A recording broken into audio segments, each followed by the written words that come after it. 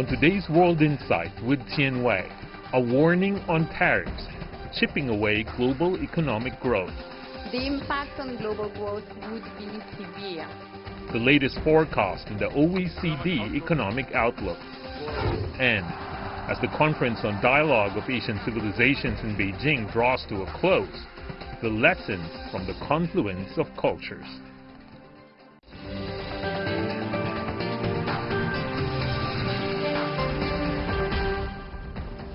Hello and welcome to World Insight with me, Tian Wei. The program is coming to you live on CGTN.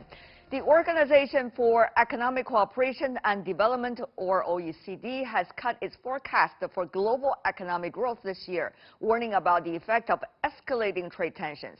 The OECD singles out trade tensions as the biggest dampener on global growth, noting trade is expected to grow just 2% this year, the lowest in a decade. Take a look.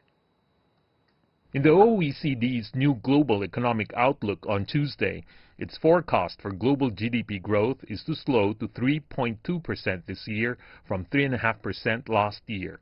Global trade is projected to grow by only 2.1% this year, almost half of last year's growth and the lowest rate in a decade.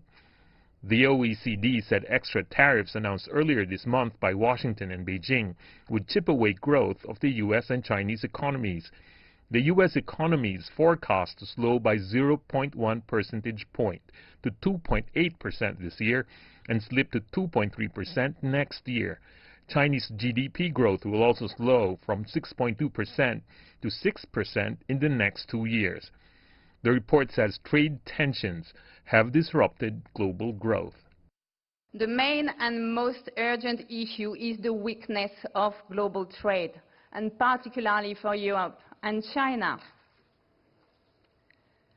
Tariff hikes and even more the climate of high uncertainty that the trade disputes have created have undermined confidence. Firms have shelved their investment plans. The manufacturing sector has been particularly hit. And the sharp deceleration of trade since last year mirrors the rise in policy uncertainty. And as you can see from this graph, in the first 2 months of 2019, global trade has barely grown at all. OECD officials expressed confidence in China's economic growth despite a prolonged trade dispute with the U.S. While China's economy is slowing down, it's also rebalancing. The more an economy develops and catches up with advanced economy, the less it relies on export-driven growth and manufacturing, and the more it will rely increasingly on services and consumption. So we're moving away from an export-driven development model to a consumption-driven model. It's good because that way China will depend less on its export markets. And it's also a sign that China's population is becoming richer and feeling better. The OECD report said the battle over tariffs of China in the U.S. will not only hurt the Chinese economy, but it will also directly hit the American economy. OECD Secretary General Angel Gurria called on countries to solve problems through dialogues and to work on challenges to the current multilateral trading system.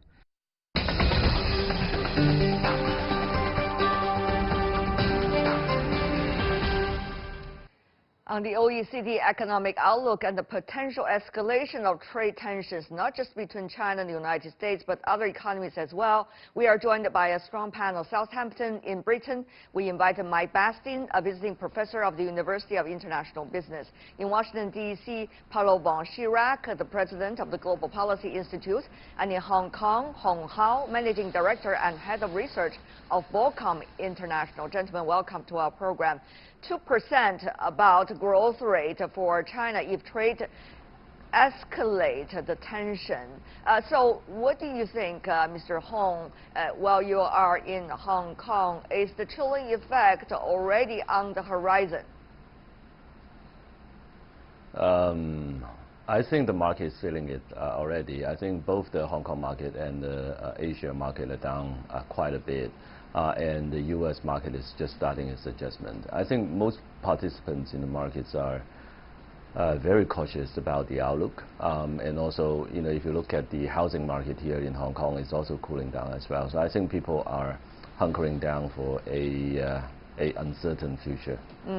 It is not just China and the United States, but other economies as well. Mr. Von Chirac, in France, we understand, according to OECD estimate, it's likely to be 3.9%. It's actually going to be much lower than last year, 3.9%, and 5.5% the year before the last. So how do you see this trend? What does it mean for economies in your part of the world?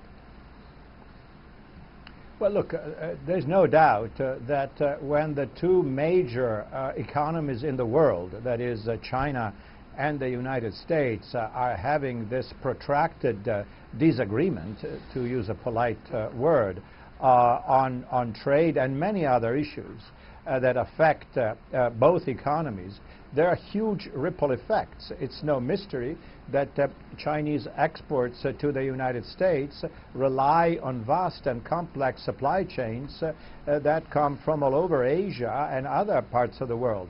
Japan's exports to China have collapsed, literally, from year-on-year data. And so Japan, which is not a party to this dispute, is being affected. And Europe is being affected too, because there are ripple effects that mean that there's fewer opportunities for European exports to China and vice versa, even though the dispute doesn't affect directly EU and Chinese trade relations. So this is a big problem.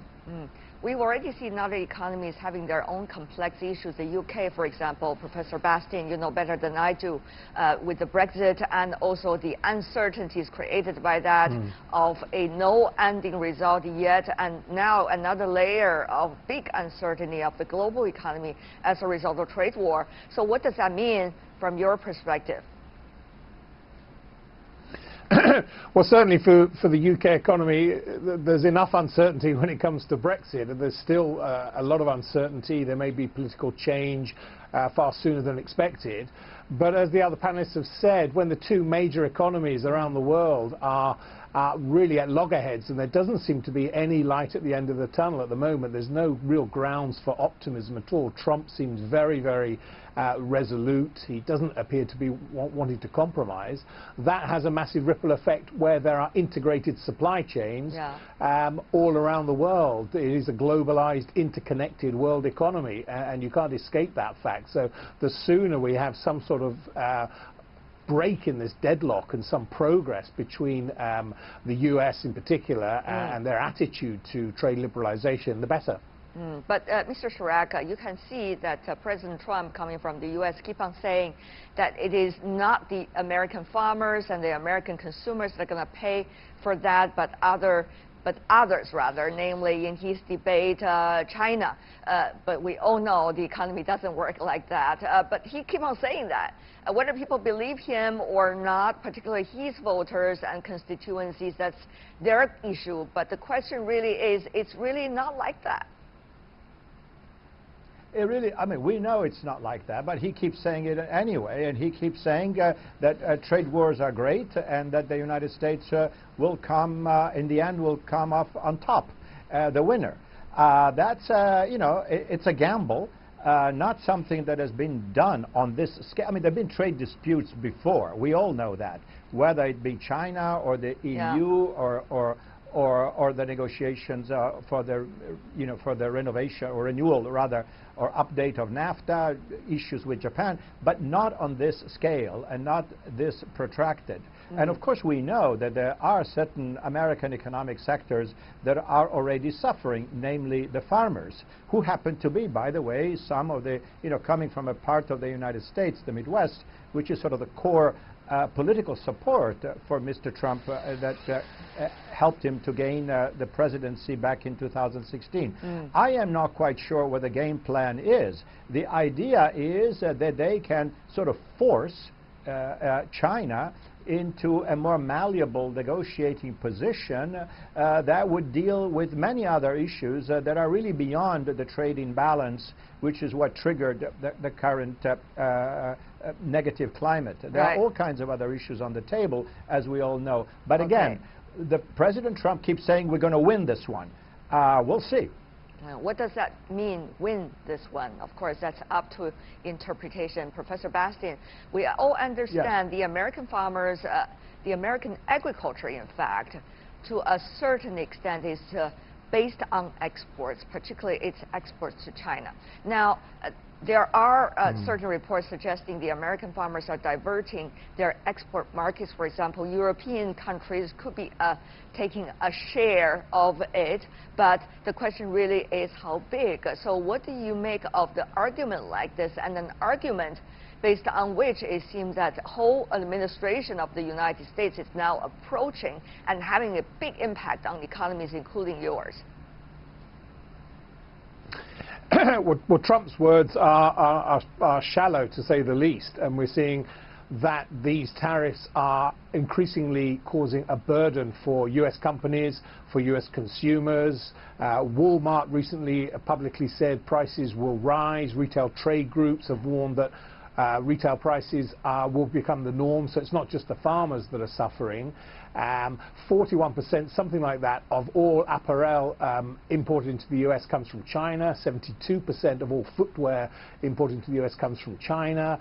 So these price rises will hurt the American consumer and American families. There's no doubt about that. So Trump has got that spectacularly wrong. More and more people will tell him that. Let's hope that puts pressure on him. The timing is also interesting of these hikes. It's likely to hit the American family for back-to-school shopping time, when the kids go back to school in September. So it could be, in the short term, the positive way of looking at this, it could be put a lot of pressure on Trump and almost force him to backtrack, which he has done in the past. Yeah. Mr. Hong, from China's perspective, if you think about it as an economist, this is only the very first of a string of things that President Trump and his administration aspire to do.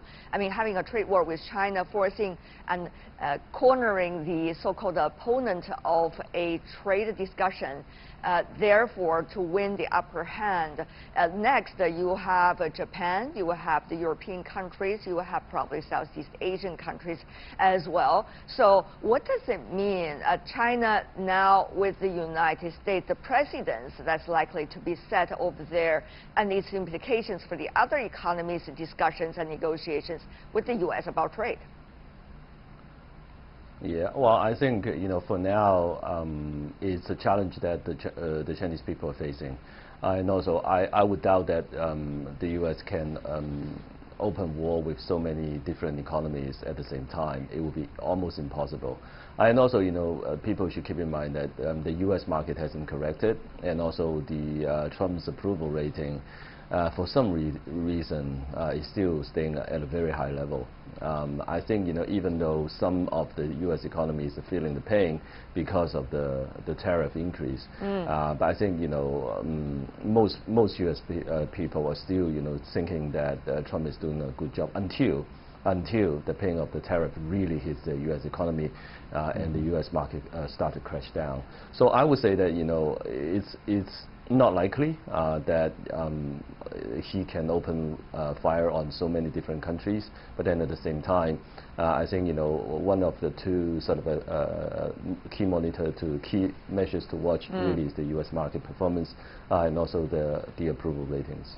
Well, of course, no matter how many warnings that you guys have sent to the other side, I'm afraid that the other side would not withdraw from the current demands until it sees the bad results for real. So I guess that's the issue everybody has to bear in mind. Having said that, though, Mr. Hong, I want to ask you about this. As an economist in China, how do you see really the potential of the size of the market being functioning as the driving force of the growth of the Chinese economy? As you can see from the case study of Huawei, Dajiang, and several other technology-related companies that are operating globally, the U.S. is trying to, at least for the moment, to enlist it on some kinds of blacklist. Are we seeing at this moment already a technological divide Washington aspires to create? What does that mean overall for the Chinese economy?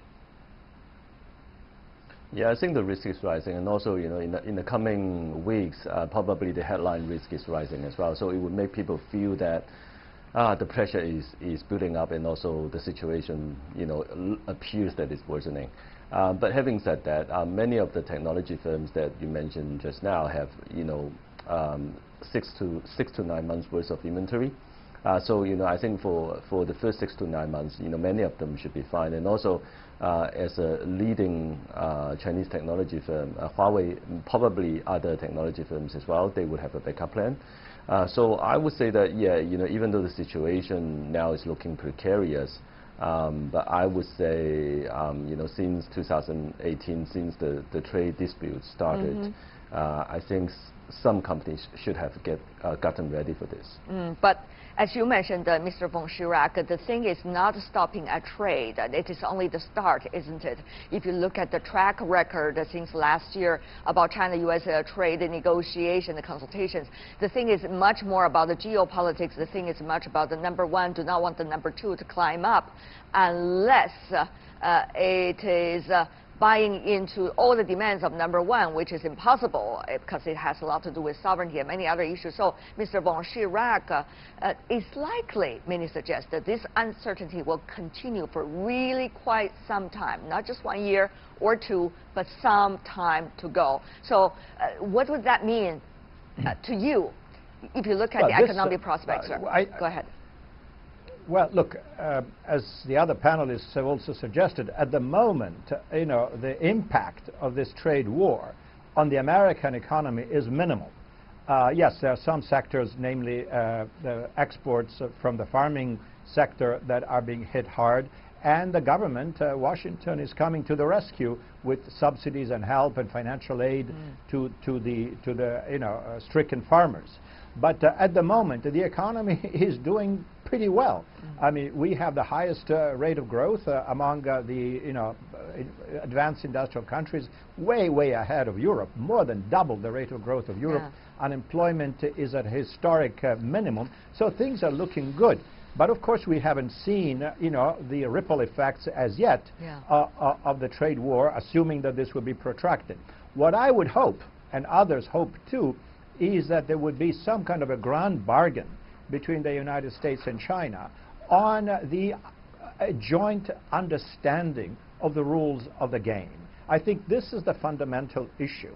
The Americans, not only, as you pointed out, there is America as an established great economic power. There is China coming up and rising and rightfully claiming its place in the world economic panorama. And the Americans say, you're cheating. You're not playing fair. You are breaking the rules. And China may say, well, these are rules that were made before we came on board. And there is a lot of dispute as to what the rules are and what they should be, and what intellectual property protection is, and what licensing means, and what technology transfer means.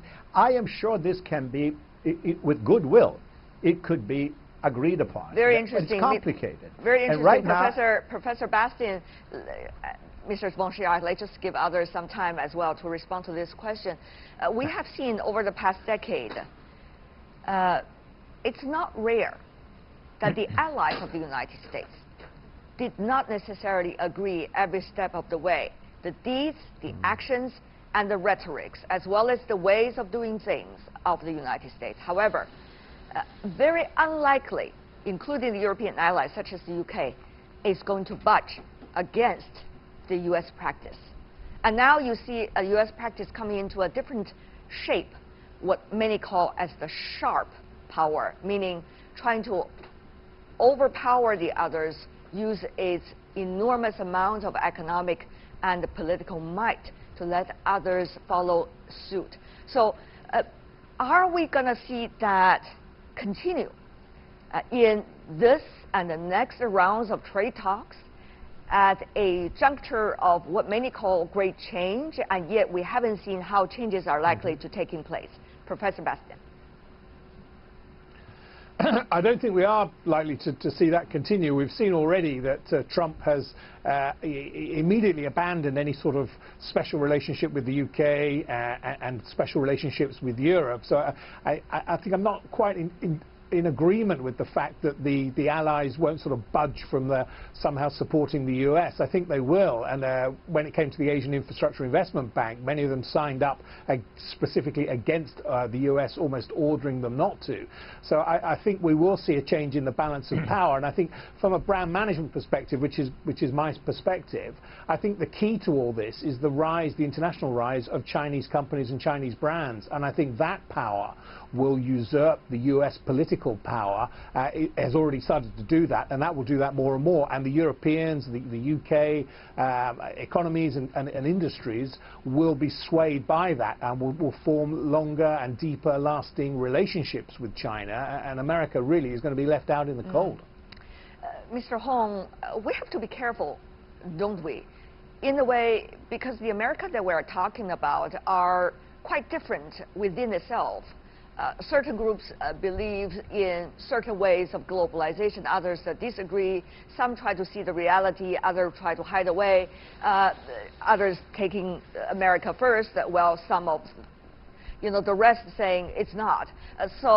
Mr. Hong, how are we seeing the division taking place in the U.S. itself, including what's going to happen today on Wednesday when Nancy Pelosi, the minority leader, the speaker rather, going to the White House and talking to President Trump? We know those things are likely to be the main theme of domestic politics for months to come until the election. So how are we going to see the internal division already happening and the many problems related to it very visible to the rest of the world, and the political fight as well, and their overall impact on every one of us in the rest of the world? Mr. Hong. Yeah. Well, I think the hawks are now getting the upper hand in the U.S., and I think that's showing up in the approval rating and the polls as well, polls results as well.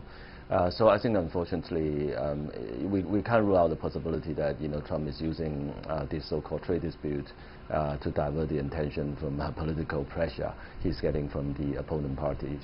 And also, there is also a risk that he's getting impeached because of his other wrongdoings. So, there are precedents that he use some other disputes with other countries to divert the political tensions. So there are many possibilities. I think for now because the market is undergoing sustained volatility. Yes. So I think for market participants, they should be prepared for the worst, even though we're still hoping for the best. Mr. von Schirach, I want to ask you related to that. There are concerns about American stock market being overvalued, stocks rather, overvalued. That is just a matter of fact for many economies around the world. There's also the issue about the currency, what's going to happen to the US dollar, the reserves as well as we speak, which is likely to have an enormous amount of impact on the rest of the world. So, Mr. von Schirach, besides the visible political or trade fight, how do you see this invisible, under the water, extremely important factors? Well, look, yes, you're hitting a very important point. This is going to be pretty soon the longest economic recovery on record in history. Pretty soon. I think we're hitting the mark in a couple of months or something. So at some point the law of gravity prevails.